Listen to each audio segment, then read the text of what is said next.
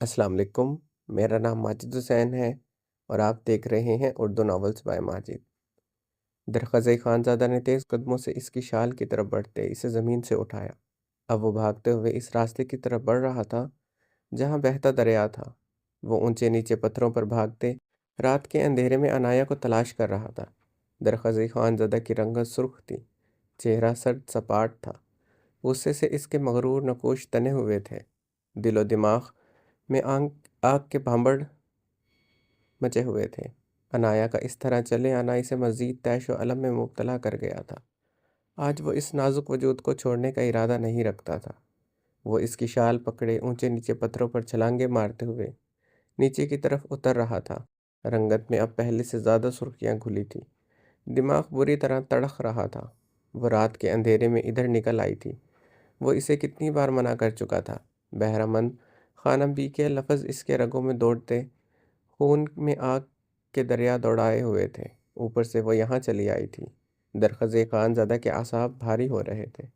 عنایا اونچے نیچے پتھروں میں اس قہر برساتی سرد ہوا میں تیزی سے بھاگ رہی تھی۔ وہ نہیں جانتی تھی وہ اس طرف کیوں چلی آئی، مگر اسے درخزے خانزادہ سے بے حد خوف آ رہا تھا۔ اس کا وحشت زدہ روپ وہ بہت بار دیکھ چکی تھی، جب اس نے ایک جھوٹ پر اپنے کانسٹیبل کی ٹانگوں میں بے دردی سے گولیاں ماری تھیں، جب وہ اپنے بازو پر پسٹل کی گولی کھائے کتنے گھنٹوں کی ڈرائیو اسی زخمی بازو سے کرتا آیا تھا۔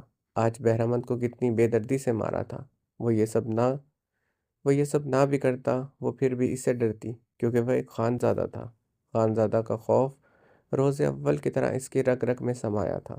وہ صرف درخزئی خانزادہ سے چھپ رہی تھی، ورنہ حویلی کی طرف اسے تو اس بہتے دریا والی جگہ سے بھی خوف آتا تھا۔ وہ کھلے بال اور فلیٹ گرم شوز پہنے روتے ہوئے تیزی سے بھاگ رہی تھی۔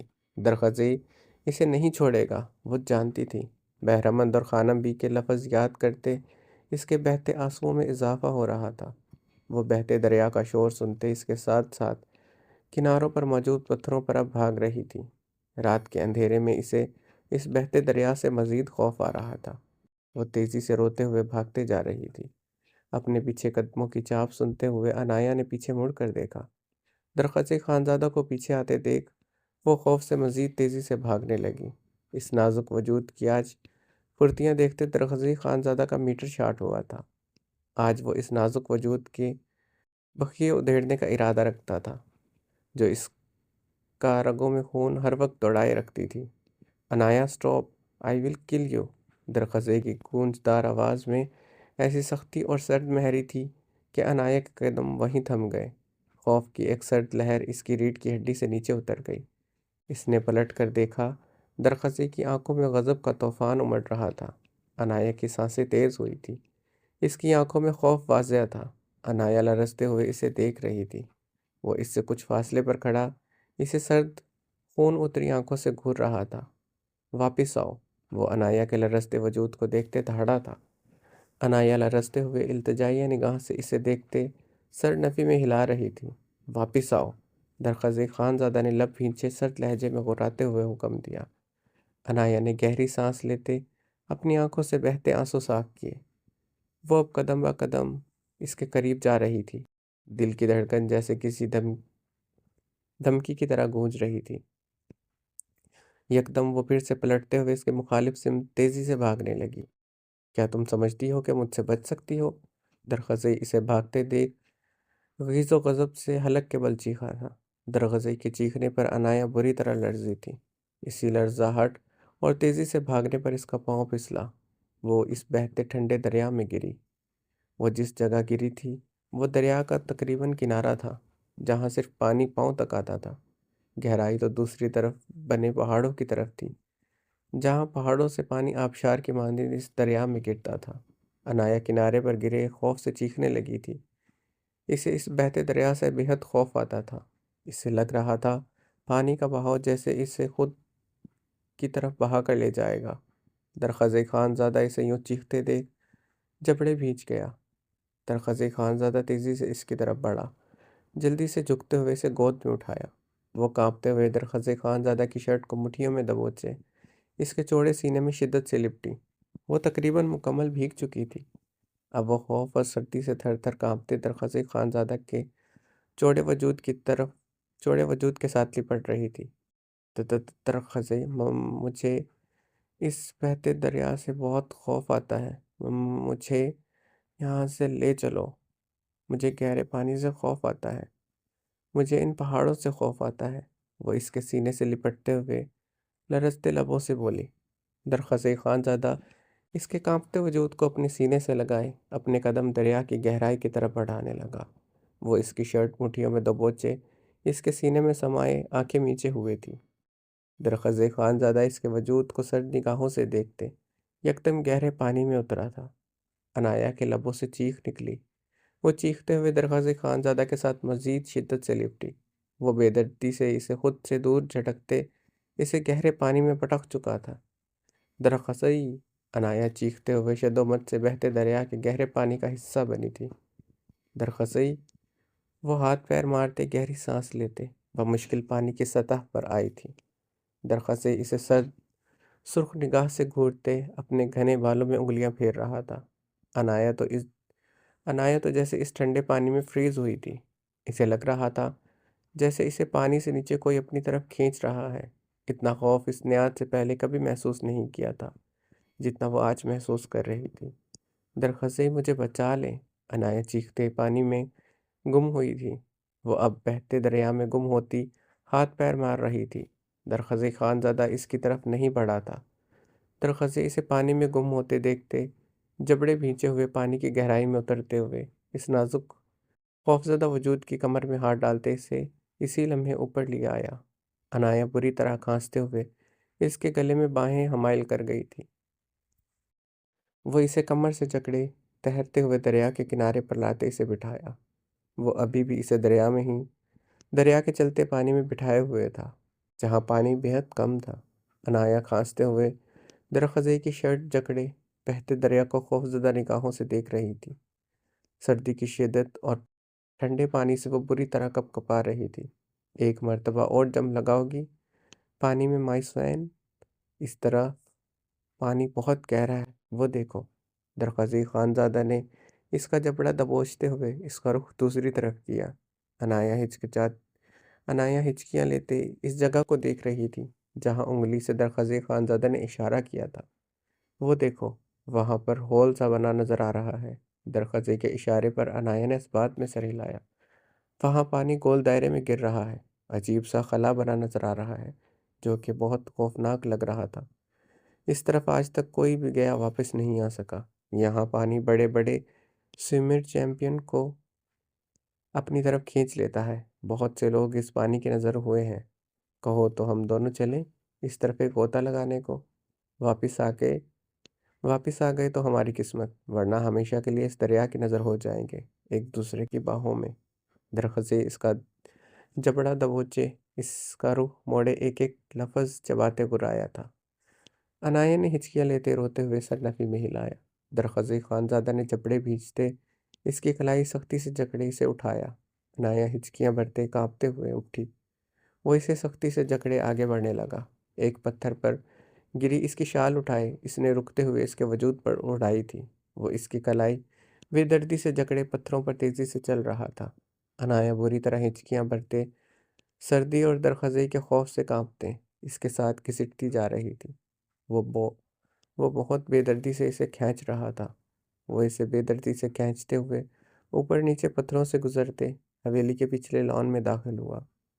ملالہ خان گرم شال اوڑھے پچھلے لان کی طرف کھڑی تھی۔ درخزی خانزادہ کے قدم ایک پل کو ٹھہرے تھے۔ دوسرے پل درخزی خانزادہ عنایا کی کلائی جکڑے اپنی حویلی کی طرف بڑھ گیا۔ ملالہ خان دل پر ہاتھ رکھ کے روتے ہوئے تیزی سے اپنی انیکسی کی طرف بڑھ گئی تھی۔ درخزی خانزادہ اندر داخل ہوتے اسے بے دردی سے جلتے آتش دان کے پاس زمین پر پٹک گیا۔ عنایا آتش دان کے پاس راؤنڈ شیپ میں بچھی گرم نرم کارپیٹ پر اوندھے منہ گری تھی۔ عنایا کانپتے ہوئے سیدھی ہوئی کہ درخزی تیش و اشتعال سے اس کی طرف بڑھتے پنجوں کے بل بیٹھتے اس کے گیلے بال مٹھی میں دبوچ گیا تھا۔ آئندہ اس طرح کی حرکت کرو گی تم؟ درخزی خانزادہ نے اس کے بالوں کو گدی سے دبوچتے ہوئے اس کی خوفزدہ آنکھوں میں اپنی خون آشام نگاہیں گاڑتے استفسار کیا۔ نہیں، کبھی بھی نہیں۔ درخزئی، انایا کے لرزتے لبوں نے بمشکل جنشی کی تھی۔ ایک بات یاد رکھنا، میں درخزئی خانزادہ ہوں، اس کلام کا درخزئی خانزادہ۔ تمہیں میری پہچان یہی پتہ ہے کہ میں ایس پی درخزئی خانزادہ ہوں، مگر نہیں، میری پہچان درخزئی کبیر خانزادہ ہے، جس کے ہاتھوں پر بہت سے لوگوں کا خون ہے۔ مجھ پر کتنی بار جان لیوا حملہ ہوا ہے، بنا تحقیق کیے میں انہیں موت کے گھاٹ اتار چکا ہوں، کیونکہ میں نہیں چاہتا میں وہ حقیقت جانوں جس میں میرے اپنے مجھے موت کے گھاٹ اتارنا چاہتے ہیں، کیونکہ اپنوں کے لگے گولیوں کے گھاؤ تو بھر جاتے ہیں، مگر درخزئی خانزادہ کا یہ مضبوط دل برداشت نہیں کر سکے گا کہ اسے مارنے والے میں کسی اپنے کا ہاتھ ہے۔ وہ اپنے دل پر بے دردی سے ہاتھ مارتے ہوئے گرجا۔ انایا سسکتے ہوئے خوفناک نگاہوں سے اسے دیکھ رہی تھی۔ نفرت میں پلا بڑھا یہ درخزئی خانزادہ محبت کا غلام ہے، مگر افسوس، محبت جب بھی ملی، سوائے اس میں دھوکے کے کچھ نہیں پایا۔ وہ درد و کرب سے بولتا، اس کے بالوں پر اپنی گرفت بڑھاتا جا رہا تھا۔ درد سے انایا کی سسکیوں کی گونج بڑھتی جا رہی تھی۔ ایک بات یاد رکھنا، تم ابرش پاشا کے نقش قدم پر چلی، اس حویلی سے بھاگنے کی کوشش کی، میں تمہیں اس دریا میں اپنے ہاتھوں سے اتاروں گا۔ وہ حلق کے بل دھاڑا تھا۔ نہیں چلوں گی آپ پی کے نقش قدم پر، انایا نے خوفزدہ ہوتے ٹوٹے لفظوں سے کہا۔ اسے تو زران واپس لے آتا تھا، مگر میں تمہیں واپسی پر حویلی نہیں لاؤں گا، راستے میں ہی کسی دریا میں پھینک کر آؤں گا۔ وہ لفظ چباتے دھمکی آمیز لہجے میں گرایا۔ انایا روتے ہوئے مسلسل اسبات میں سر ہلا رہی تھی۔ ویسے تمہیں اس حویلی سے باہر جا بھی نہیں سکتی، یہ سوات نہیں کلام ہے۔ درخزئی خانزادہ اس کے بال چھوڑتے ہوئے استہزائیہ لہجے میں بولتے زمین سے اٹھا۔ انایا اوندھے منہ کارپیٹ پر لیٹے سسکیاں بھرنے لگی۔ ہلنا مت یہاں سے اب کل صبح تک۔ درخزئی خانزادہ غصے سے حکمیہ لہجے میں بولتے اپنے کمرے کی طرف بڑھ گیا۔ انایا خود میں سمٹے مزید شدت سے رونے لگی۔ درخزئی خانزادہ نے کمرے میں داخل ہوتے اپنا موبائل ڈریسنگ ٹیبل سے اٹھاتے ہوئے نمبر ڈائل کرتے کان سے لگایا۔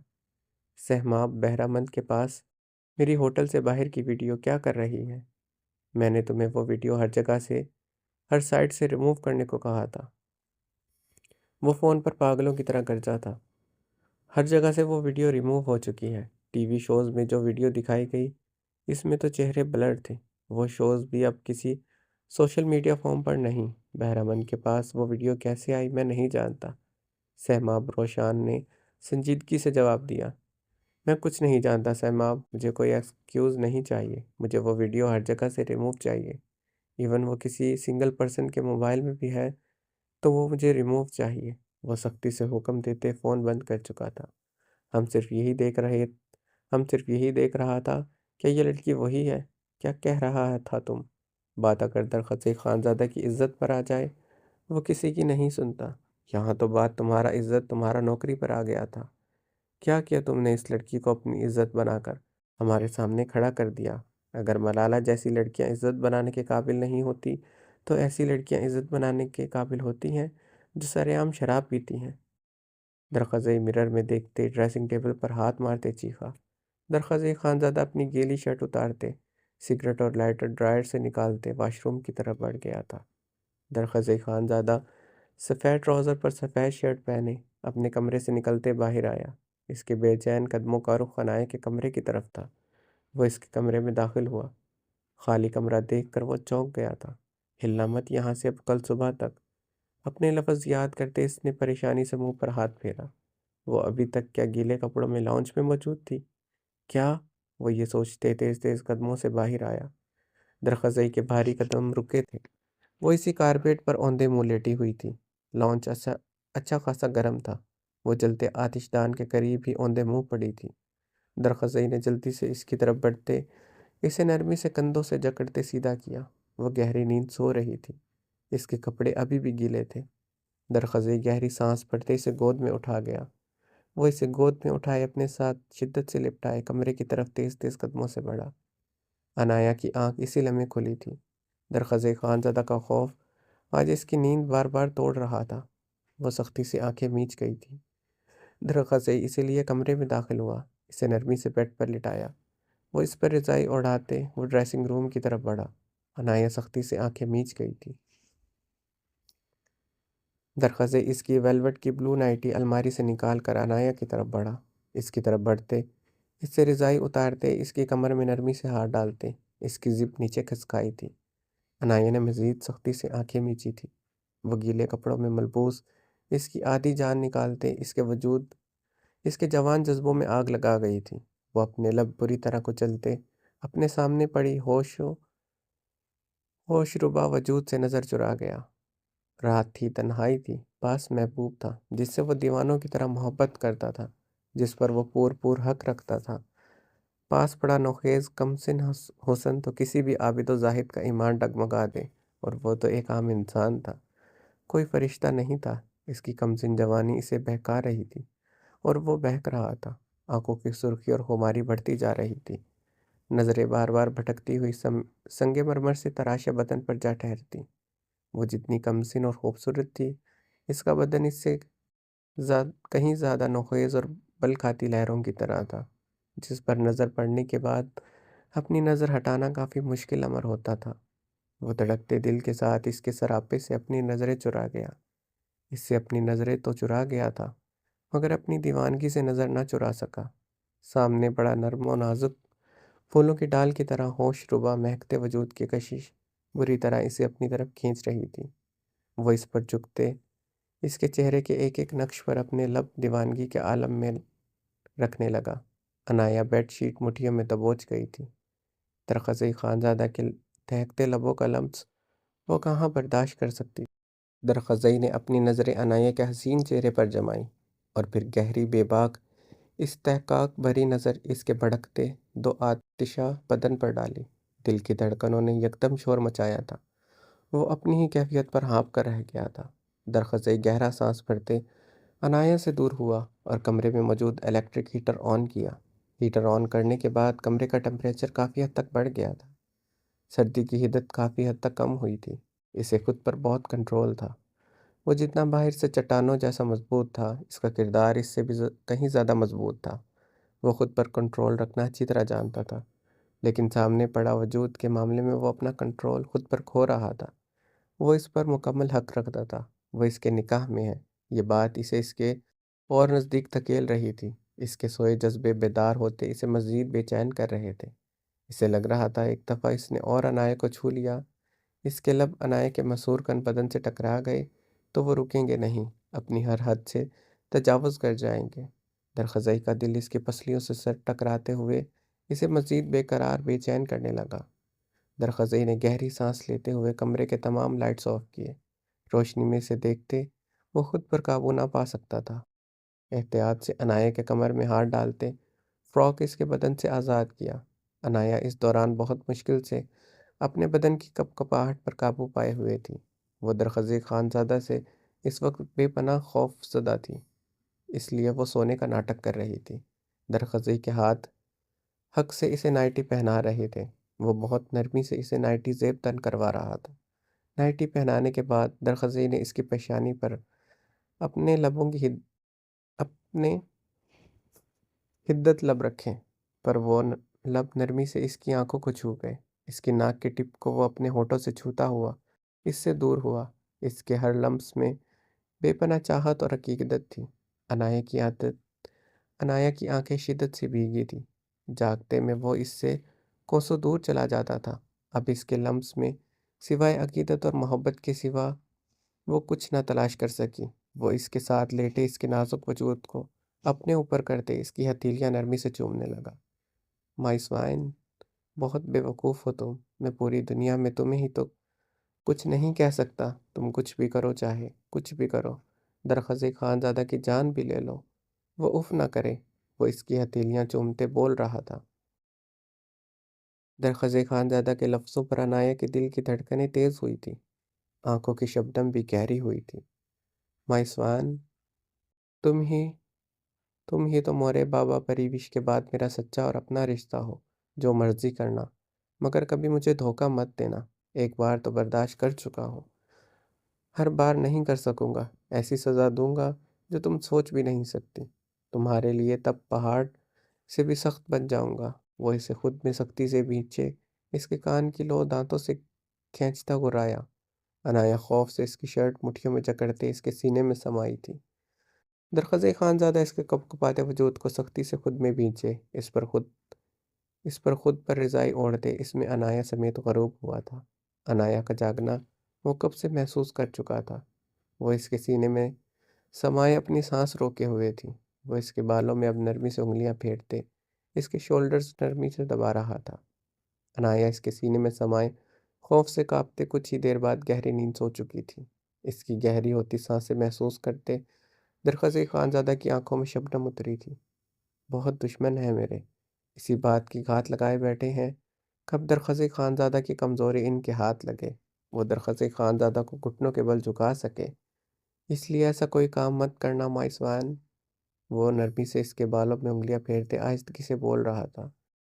وہ سو چکی تھی، وہ جانتا تھا، وہ پھر بھی اپنے اندر کا چھپا درد باہر نکال رہا تھا۔ جانتی ہو، مورے بابا پریوش کا قتل ہوا تھا، وہ اب رو رہا تھا۔ اس کے آنسو عنایا کے بالوں میں گھل رہے تھے۔ وہ بہت شدت سے رو رہا تھا۔ بچپن سے ہی کچھ سراغ ایسے ملے ہیں، مگر میں ایس پی بن کر بھی اپنے مورے بابا اور پریوش کے قاتلوں تک نہ پہنچ سکا۔ مورے بابا پریوش، ارحام لالا کے مورے بابا کی لاشیں تک نہ مل سکی۔ ان لوگوں کی گاڑی کھائی سے نیچے گرتے جل کر راکھ ہو چکی تھی۔ ارحام لالا یہی سمجھتے ہیں کہ یہ ایکسیڈنٹ تھا، مگر میں جانتا ہوں یہ گہری سازش تھی۔ مگر کون یہ کر سکتا ہے، میں آج تک نہ جان سکا۔ میرے پولیس میں جانے کا کوئی فائدہ نہیں ہوا۔ کہاں سے تلاش کرو اپنے مورے بابا پریوش، اپنی پھپھو کے قاتلوں کا سراغ؟ اسی لیے یہاں واپس نہیں آنا چاہتا تھا۔ وہ آہستگی سے بولتے آنکھیں میچ گیا۔ آہستہ آہستہ اس کی آنکھیں بھی نیند سے بھاری ہو رہی تھی۔ دونوں وجود ایک دوسرے سے لپٹے گہری نیند سو چکے تھے۔ زاویار خانزادہ خوبصورت بلند و بانگ برف سے ڈھکے پہاڑوں کے اطراف میں میلوں پھیلی اپنی خوبصورت سی بڑی شاندار جدید حویلی کے مردانے کے بے حد بڑے جدید شاندار بیٹھک میں سیاہ شلوار قمیض پر سیاہ شال اوڑھے جدید خوبصورت صوفے پر اپنی ہلکی گھنی بیئرڈ پر ہاتھ پھیرتے ہوئے بیٹھا تھا۔ وہ اپنے سامنے زمین پر بیٹھے جال خان کو سرد نگاہوں سے گھور رہا تھا، جو سر جھکائے بیٹھا تھا۔ زاویار خانزادہ کے ساتھ ہی 28 سالہ بے حد پرکشش التمش خانزادہ سفید شلوار قمیض میں ملبوس براؤن مردانہ شال اوڑھے کھڑا تھا۔ وہ بھی کم و بیش زاویار خان جیسے تاثرات لیے زاویار خانزادہ کے قدموں میں بیٹھے جمال خان کو گھور رہا تھا۔ زاویار خانزادہ کے پاؤں میں پہنے سیاہ چمچماتے بوٹ کب سے حرکت کر رہے تھے۔ وہ اپنے پاؤں کو مسلسل ہلائے تھوڑا سا جھکے جمال خان کو خون اتری نگاہوں سے گھور رہا تھا۔ جمال خان، تمہاری بیٹی کی کرتوت التمش خان زادہ نے بتائے تو ہوں گے؟ زاویار خانزادہ نے جمال خان کو گھورتے سرد لہجے میں استفسار کیا۔ زاویار خانزادہ کے سوال پر جمال خان کی نگاہیں مزید جھکی تھی۔ کیوں التمش، بتائے تھے کرتوت اس کی بیٹی کے؟ زاویار خانزادہ گرجا تھا۔ جی خان، التمش خانزادہ کی جان بھی آپ پر قربان، جیسے آپ نے حکم دیا تھا ویسے ہی کیا تھا، جواباً التمش خانزادہ اونچی آواز میں بولا۔ زاویار خانزادہ جمال خان کو اب گھورتے ہوئے اپنے صوفے سے ٹیک لگا گیا۔ کیا کہو گے جمال خان؟ زاویار خانزادہ نے صوفے سے ٹیک لگائے سنجیدگی سے پوچھا۔ جو آپ کا حکم ہوگا خان، جیسا آپ کہیں گے میں ویسا کروں گا، جمال خان نظریں جھکائے آہستگی سے بولا۔ زاویار خانزادہ نے اپنی ہلکی گھنی بیئرڈ انگلیوں سے سہلاتے ہوئے سر ہلاتے ہنکارا بھر۔ ٹھیک ہے، گوربت خان کے ساتھ کل تمہاری بیٹی کا نکاح ہے۔ زاویار خانزادہ کے حکم پر جمال خان نے بے یقینی سے زاویار خانزادہ کی طرف دیکھا۔ خان، گوربت خان تو تمہاری بیٹی رات کے اندھیرے میں اپنے یار کے ساتھ بھاگ رہی تھی، وہ بھی درخزی خانزادہ کے علاقے کے لڑکے کے ساتھ۔ تم اچھی طرح جانتے ہو درخزی خانزادہ سب سے بڑا دشمن ہے میرا، اور رازق خانزادہ کا تمہاری بیٹی کی سزائے موت تھی۔ رحم کر رہا ہوں میں اس پر، سمجھے تم؟ زاویار خانزادہ کی گرج مردانے میں گونجی۔ مردانے کے در و دیوار کو ہلاتے جمال خان کی احتجاجی آواز کو دبا گئے تھے۔ جی خان، جمال خان نظریں جھکائے ڈبڈبائی آواز میں بولا، کل اسی وقت تمہاری بیٹی کا نکاح ہوگا، اسے لے کر آ جانا، بارات کا عالیشان کھانا میری طرف سے۔ زاویار خانزادہ بھاری آواز میں بولتے اپنی شال کندھوں پر چٹکتے بیٹھک سے نکل گیا۔ التمش خانزادہ جمال خان کو گھورتے ہوئے زاویار خانزادہ کے پیچھے ہی نکلا تھا۔ 18 سال کا ارتضیٰ خان جو ملٹری کالج پڑھتا تھا، وہ چھٹیوں پر اپنی حویلی آیا تھا۔ سب سے پہلے وہ اپنے لالا زاویار خانزادہ سے ملنا چاہتا تھا۔ وہ اپنی فوجی یونیفارم میں ملبوس دبے قدموں زاویار خانزادہ کو سرپرائز دینے کے لیے داخل ہوا۔ بیٹھک سے آتی آواز پر اس کی پیشانی کے بل گہرے ہوئے تھے۔ زاویار خانزادہ کے فیصلے پر اس کے لب بھیجے تھے۔ ارتضیٰ خان کی ہیزل گرے آنکھوں میں زاویار خانزادہ کے فیصلے کے خلاف شعلے دہکے تھے۔ ارتضیٰ خان کو دیکھتے زاویار خانزادہ کے بھاری قدم رکے تھے۔ زاویار خانزادہ کی آنکھیں چمکی تھیں۔ وہ بے یقین ہوتے ارتضیٰ خان کی طرف بےتابی سے بڑھا۔ رک جائیں لالا! ارتضیٰ خان غصے سے گرجا تھا۔ ارتضیٰ خان کی گرج پر زاویار خانزادہ سے زیادہ التمش خانزادہ کے نقوش غصے سے تنے تھے۔ وہ بمشکل خود پر قابو پاتے اپنی مٹھیاں بھیج گیا تھا۔ ارتضیٰ خان میری جان، تم کب آئے؟ زاویار خانزادہ اس کے غصے کو نظر انداز کرتے خود پر قابو پاتے ہوئے بولا، لندن یونیورسٹی سے ہائی کوالیفائڈ اپنے لالا زاویار آلیان خانزادہ کی سوچ اور ظالمانہ طرز کے فیصلوں پر میری کلیپنگ کر کے داد دینی تو بنتی ہے۔ لیں، میں کلیپنگ کر کے داد دیتا ہوں، وصول کیجئے میری طرف سے داد۔ لالا! ارتضیٰ خان نے استہزائیہ انداز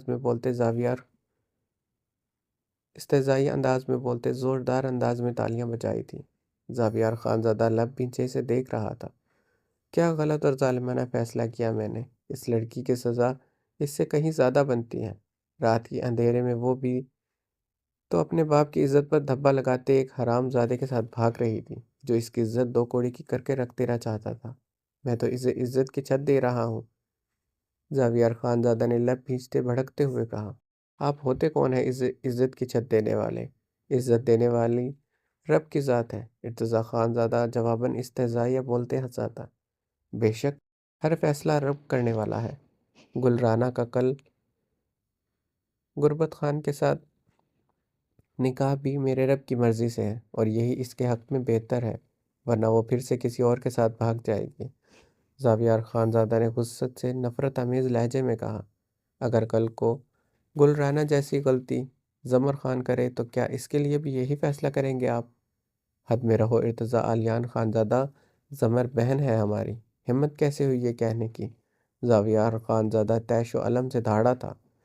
التمش خانزادہ کی آنکھوں میں بھی خون اترا تھا۔ وہ بمشکل خود پر قابو پاتے اپنی مٹھیاں بھیج کر رہ گیا تھا۔ زمر خان کے خلاف وہ کہاں سن سکتا تھا؟ اس کی سانسوں میں دہکتی آگ بڑھ گئی تھی۔ اگر زمر خان نے ایک پل کے لیے بھی کچھ ایسا کرنے کا سوچا، میں زاویار خانزادہ خود اس کے ٹکڑے ٹکڑے کروں گا۔ زاویار خانزادہ سینے پر ہاتھ مارتے طیش و علم سے گرجا تھا۔ زاویار خانزادہ کی گرج پر کالج یونیفارم میں زنان خانے میں داخل ہوتی زمر خان کے ہاتھ میں پکڑی فائل لرزی تھی۔ اس کی گلابی رنگت زرد ہوئی تھی۔ ہیزل گرے آنکھوں میں اپنے لالا زاویار خانزادہ کا خوف شدومت سے سمایا تھا۔ زمر خان نے زنان خانے کے بڑے سے کھلے دروازے سے نظر آتے مردانہ خان میں زاویار خانزادہ کے ساتھ کھڑے التمش خانزادہ کو نفرت آمیز نگاہوں سے گھورا۔ التمش خانزادہ زمر خان کی ہیزل گرے آنکھوں میں نفرت کی چنگاریاں دیکھتے کرب سے نظریں پھیر گیا تھا۔ زمر خان کی آنکھوں میں نفرت دیکھنا اس کے لیے سب سے مشکل کام ہوتا تھا، مگر ان ہیزل گرے آنکھوں میں اس کے لیے نفرت ہی نفرت تھی۔ وہ التمش خانزادہ کو نفرت آمیز نگاہوں سے گھورتے تیز تیز قدموں سے اپنے کمرے کی طرف بڑھ گئی۔ لالا، ڈرے اس وقت سے جب وقت آپ کو اس جگہ پر لا کھڑا کر دے گا جہاں آج جمال خان کھڑا ہے۔ ارتضیٰ خان کی بات پر التمش خانزادہ کے نہ چاہتے ہوئے بھی قدم ارتضیٰ کی طرف بڑھے تھے۔ زاویار خانزادہ کی سرد نگاہوں پر وہ پیچھے کو ہٹتا نگاہیں پھیر گیا۔ زاویار التمش کو کھا جانے والی نگاہوں سے گھورتے ارتضیٰ کی طرف بڑھا۔ ارتضیٰ، میں نے جو فیصلہ لیا وہ ٹھیک ہے، تم نہیں سمجھ سکتے یہ سب کچھ، تمہیں اپنی پڑھائی کی طرف توجہ دینی چاہیے۔ میں تمہیں بہت بڑا آرمی آفیسر بنتا دیکھنا چاہتا ہوں۔ زاویار خانزادہ نے ارتضیٰ خان کے گال پر پیار سے تپتپاتے ہوئے کہا، بدل لیں فیصلہ لالا۔ غربت خان گل رانا سے دگنی عمر کا ہے، ہمارے گھر کا ملازم ہے، وہ ابھی 20 سال کی بھی نہیں ہوگی غلطی اس کی معاف کر دیں۔ ارتضیٰ خان نے زاویار خانزادہ کا چوڑا مضبوط ہاتھ تھامتے ہوئے التجائیہ لہجے میں کہا، تم اچھی طرح جانتے ہو میں اپنا فیصلہ نہیں بدلتا، معافی میری ڈکشنری میں نہیں ہے، جس نے جو کیا ہے اس کی سزا زاویار خانزادہ دے کر رہتا ہے، آج اسے معاف کروں گا، کل ہمارے گاؤں کی کوئی اور لڑکی یہ سب کرے گی، اس لیے میں کسی صورت اپنا فیصلہ نہیں بدلوں گا۔ زاویار خانزادہ کا لہجہ سخت اور اٹل تھا۔ ٹھیک ہے لالا، جو مرضی کریں، کبھی مجھ سے کوئی غلطی ہو گئی مجھے بھی سزا دیں گے ایسے ہی؟ ارتضیٰ خان نے زاویار کی چاکلیٹی براؤن گہری آنکھوں میں دیکھتے ہوئے پوچھا، تمہاری ہر غلطی پر ڈھال بن کر زاویار خانزادہ کھڑا ہوگا، تمہیں کسی کو ایک انگلی سے نہ چھونے دوں۔ تم سزا کی بات کرتے ہو؟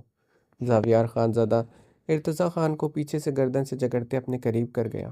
ارتضیٰ خان خود کو چھڑواتے لمبے لمبے ڈاک بھرتا چلا گیا۔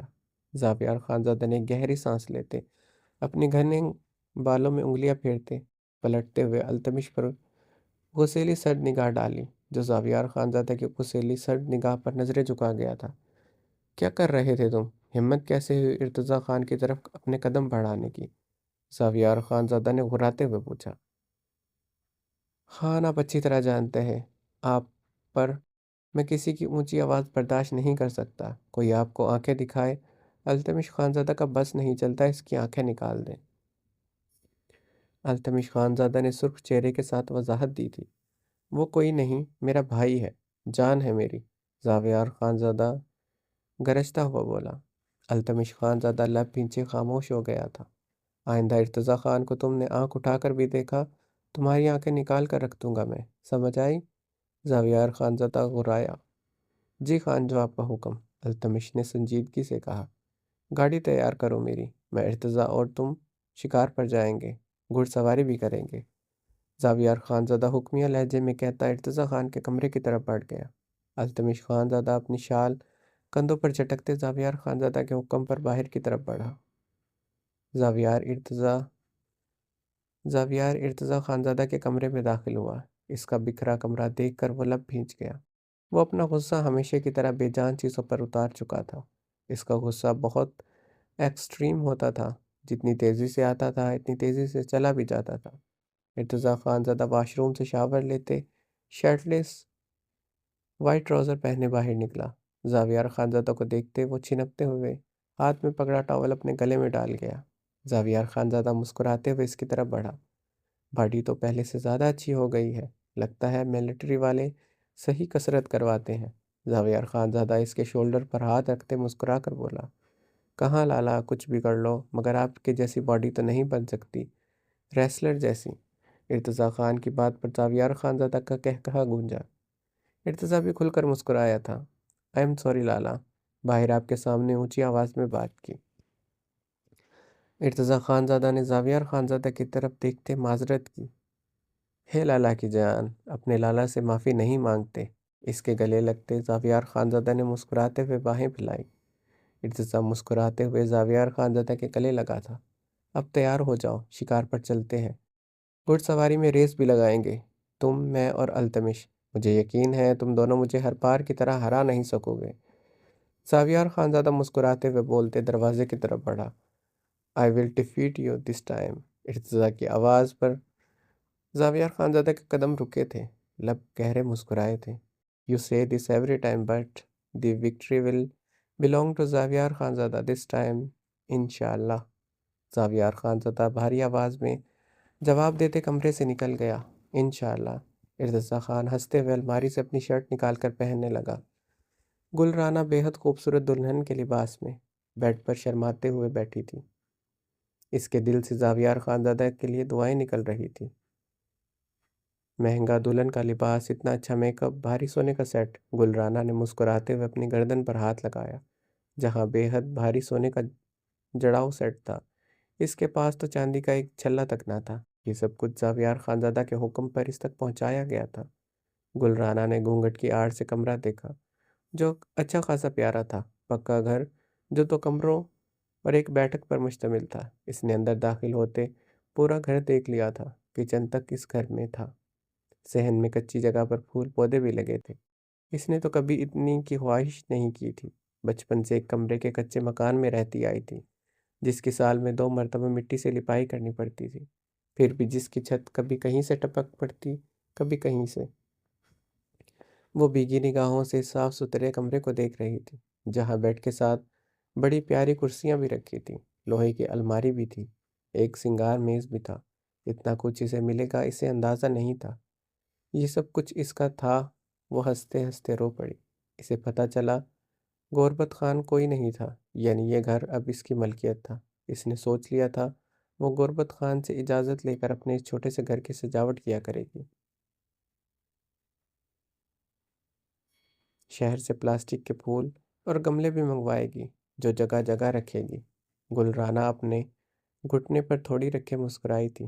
زاویار خانزادہ کے سخت فیصلوں کے خلاف اس نے سنا تھا، مگر وہ ایسا نہیں تھا جیسا سنا تھا۔ وہ عطل خان سے اسے نہ بچاتا تو وہ آج کہیں کی نہیں رہتی۔ اس کے بوڑھے باپ اور 5 چھوٹی بہنوں کا کیا ہوتا؟ وہ عطل خان جیسے لڑکے پر بھروسہ کرنے اور رات کے اندھیرے میں اپنے گھر چھوڑنے پر بہت شرمندہ تھی، مگر اب دل سے اپنی زندگی غربت خان کے لیے وقف کر چکی تھی، جس سے آج ہی اس کا نکاح ہوا تھا۔ دروازہ کھلنے پر وہ سیدھی ہو کر بیٹھی تھی۔ دل پہلو میں شدت سے دھڑکا تھا۔ غربت خان کھنکارتے ہوئے آگے بیڈ کی طرف بڑھا۔ گل رانا خود میں سمٹی تھی، رنگت سرخ گلاب ہوئی تھی، سر مزید جھکا تھا۔ غربت خان نے بے تابی سے گل رانا کا گھونگھٹ پلٹا۔ گل رانا کی خوبصورتی دیکھتے غربت خان کے چہرے پر مسکراہٹ چھائی۔ وہ اس نازک کلی کو چھونے کے لیے بےتاب ہوتے اس کے قریب ہوا۔ گل رانا شرماتے ہوئے پیچھے کو کھسکی۔ غربت خان گہرا مسکرایا۔ گل رانا نے ابھی تک نگاہیں جھکائی ہوئی تھی۔ بہت خوبصورت ہے تم۔ ہم سوچ بھی نہیں سکتا اتنا خوبصورت لڑکی ہماری زندگی میں آئے گا۔ غربت خان نے گل رانا کی حنائی ہاتھوں پر شدت سے لب رکھے تھے۔ گل رانا شرماتے ہوئے سختی سے آنکھیں میچ گئی۔ غربت خان نے اپنی جیب سے سونے کا کڑا نکال کر گل رانا کی کلائی میں پہنائے تھے۔ گل رانا اپنی کلائی میں سونے کے کڑوں کو دیکھ کر بے یقین ہوئی۔ اس کی سہیلیوں میں وہ پہلی لڑکی تھی جسے منہ دکھائی میں سونے کے کڑے ملے تھے، ورنہ انگوٹھی کے سوا کچھ نہیں ملتا تھا، وہ بھی کاغذ کی طرح باریک۔ گل رانا اپنی کلائی دیکھ کر مدھم سا ہنسی تھی۔ غربت خان نے اس کی تھوڑی کو پکڑے اس کا چہرہ اوپر اٹھایا۔ گل رانا نے شرماتے ہوئے غربت خان کو دیکھا۔ اس کی مسکراہٹ سمٹی تھی، نگاہیں بے یقین ہوئی تھی۔ وہ بھیگی پھٹی پھٹی نگاہوں سے غربت خان کو دیکھ رہی تھی۔ تم بہت خوبصورت ہے رانا۔ آج سے غربت خان کا گھر اور دل سب کچھ تمہارا ہوا۔ ہم کو اپنا قسمت پر یقین نہیں آ رہا۔ زاویار خان صاحب، ہمارا نکاح تم جیسی کم عمر خوبصورت لڑکی سے کروا رہا ہے۔ ہمارا پہلے بیوی کے مرنے کے بعد ہم تو اپنا دوبارہ گھر بسانے کا خواب دیکھنا ہی چھوڑ دیا تھا۔ زاویار خان صاحب نے ہمارا گھر دوبارہ بسا دیا۔ اب ہمارا بھی اولاد ہوگا، ہمارا جائیداد زمین کا وارث، بلکہ تم ہوگا اب ہمارا اور ہمارے گھر کا مالکن۔ وہ گل رانا کو دیکھتا، گہری نگاہ سے دیکھتے بھاری آواز میں بول رہا تھا۔ گل رانا کانپتے ہوئے بھیگی سرخ آنکھوں سے اپنے سے دگنی عمر کے غربت خان کو دیکھ رہی تھی۔ وہ اس کی بڑی بڑی مونچھیں داڑھی دیکھ کر خوفزدہ ہوتے اس سے دور کھسکی تھی۔ وہ اس کے قریب ہوتے اس کی کمر میں ہاتھ ڈالتے، اپنے قریب کرتے، اپنے ساتھ شدت سے لپٹا گیا۔ گل رانا کے بدن میں لرزاہٹ شروع ہوئی تھی۔ آج کی رات دور نہیں رہتے اپنا مجازی خدا سے۔ آج رات ہر دلہن اپنے شوہر کو اپنا سب کچھ، اپنا آپ سونپ دیتا ہے۔ وہ اسے خود کے ساتھ لپٹائے اس کا دوپٹہ نرمی سے اتارتے اس کے بالوں پر لب رکھ گیا تھا۔ جانتا ہے تم بہت نازک ہے، مگر آج رات تو ہم کو برداشت کرنا پڑے گا، پھر آہستہ آہستہ تمہارے لیے آسان ہو جائے گا۔ تم فکر نہ کرو، ہم تمہارا بہت خیال رکھے گا۔ غربت خان گمبھیر آواز میں بولتے اس کے کانپتے وجود کو خود میں بھیجتے ہوئے بولا تھا۔ غربت خان نے اسے خود سے علیحدہ کرتے اس کی جولری نرمی سے اتاری تھی۔ گل رانا نظر جھکائے بہت بری طرح کانپ رہی تھی۔ غربت نے نرمی سے اس کے لہنگے کا بلاؤز کی زپ نیچے کھسکائی۔ گلے رانا کی آنکھوں سے آنسوؤں کی برسات ہوئی تھی۔ بتی بجھا دو غربت خان، گلے رانا نے ٹوٹے بکھرے لفظ اپنے کانپتے لبوں سے دہرائے تھے۔ وہ اندھیرے میں اپنے اجڑنے کا ماتم کھل کر منانا چاہتی تھی۔ روشنی میں وہ غربت خان کو سہن نہ کر پاتی۔ ہم تمہارا حسن روشنی میں دیکھنا چاہتا ہے، مگر جیسا تم چاہو۔ وہ ہنستے ہوئے کمرے کی تمام بتیاں بجھا گیا تھا۔ وہ اسے نرمی سے بیڈ پر لٹائے اس پر جھکا۔ گلے رانا کی آنکھوں سے آنسوؤں کی برسات ہوئی تھی۔ رات دھیرے دھیرے سرک رہی تھی۔ گلے رانا کا وجود درد سے چور ہو چکا تھا۔ کمرے میں اس کی دبی دبی سسکیوں میں اس کی آہوں کی گونج تھی۔ رو رو کر اس کی آنکھیں متروم ہو چکی تھی۔ غربت خان اس کی کلائیاں نرمی سے جکڑے اپنا حق شدومت سے لے رہا تھا۔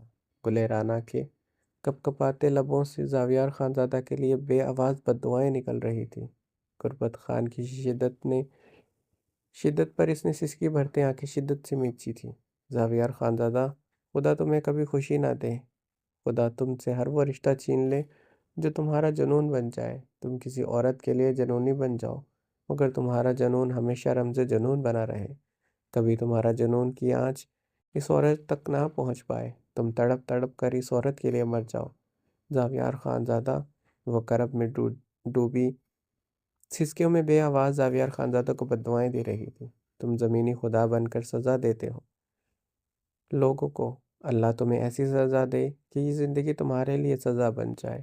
گلے رانا کی آہوں اور سسکیوں میں زاویار خانزادہ کے لیے بددعائیں جاری تھی، جو اس نے اب ساری زندگی زاویار خانزادہ کو دینی تھی۔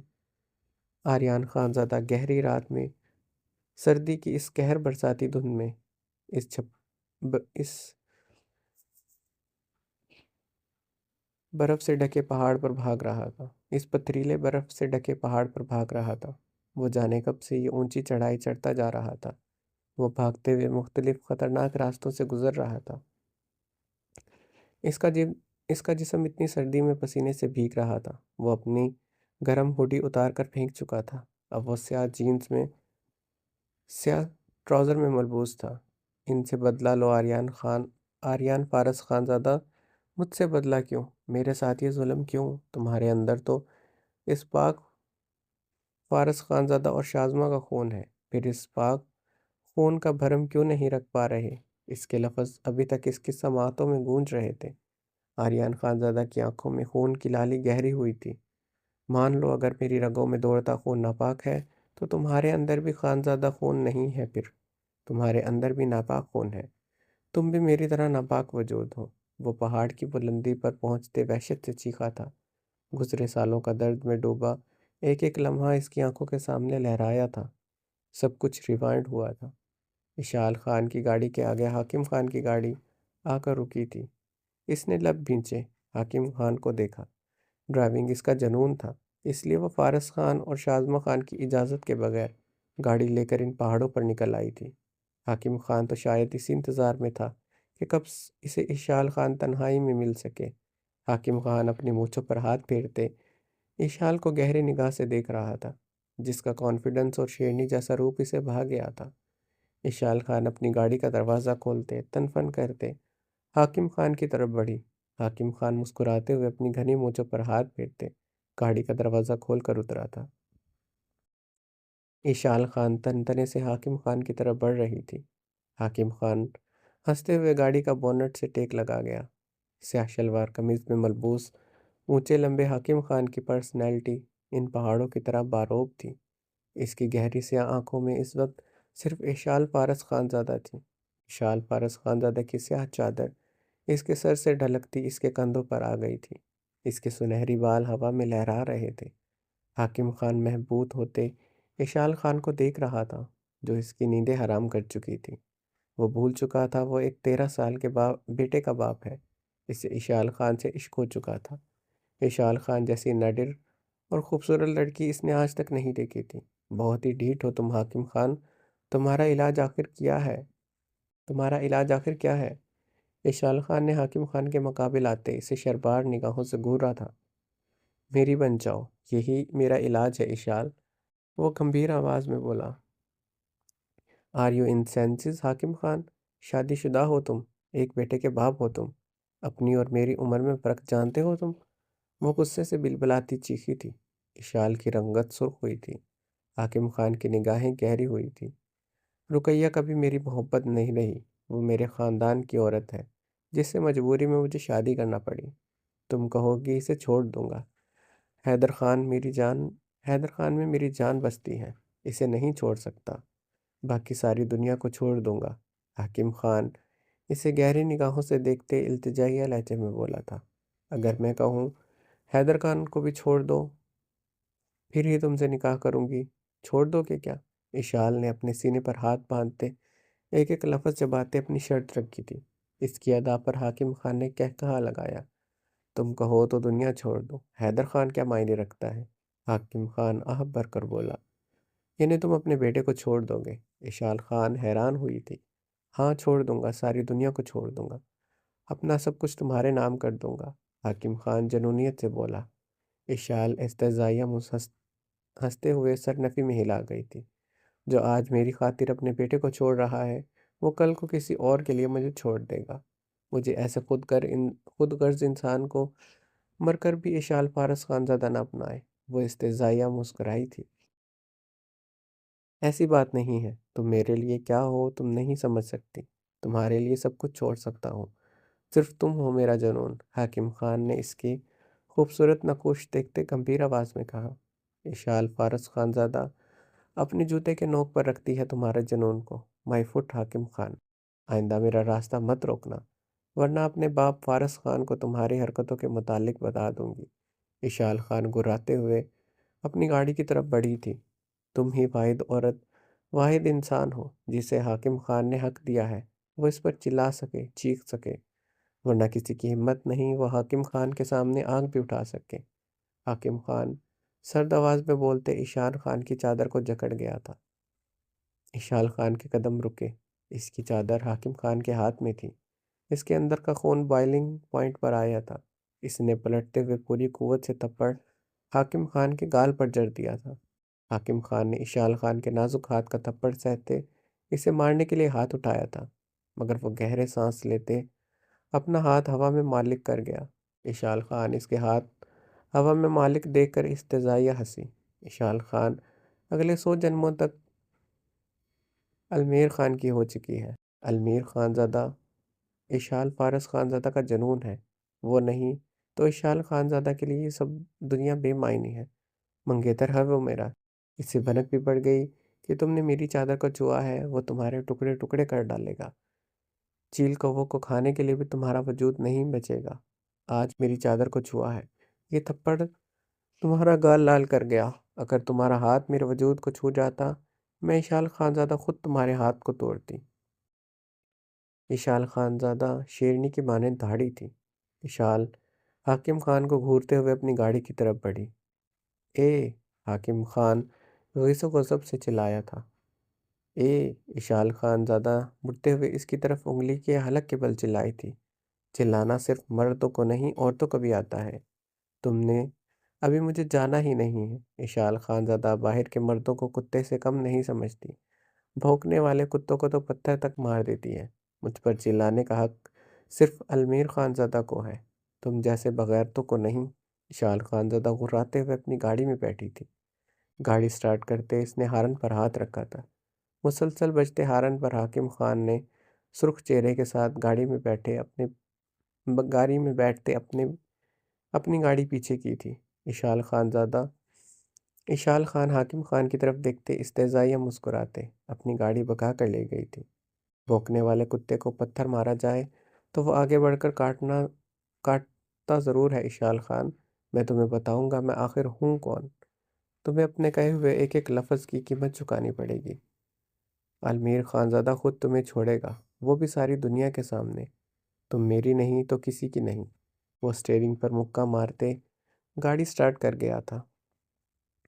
کہانی جاری ہے، اس کا بقیہ حصہ آپ اگلی قسط میں پڑھیں گے، اور اگر آپ کو یہ کہانی اچھی لگی ہے اور تو اس ویڈیو کو لائک کر دیں اور یہ بتائیں کہ آپ کو اس کہانی میں سب سے اچھا کپل کون سا لگتا ہے یا اچھا کردار کون سا کس کا لگتا ہے، اس کا نام کمنٹ باکس میں بتائیں، اور ملتے ہیں اگلی قسط میں۔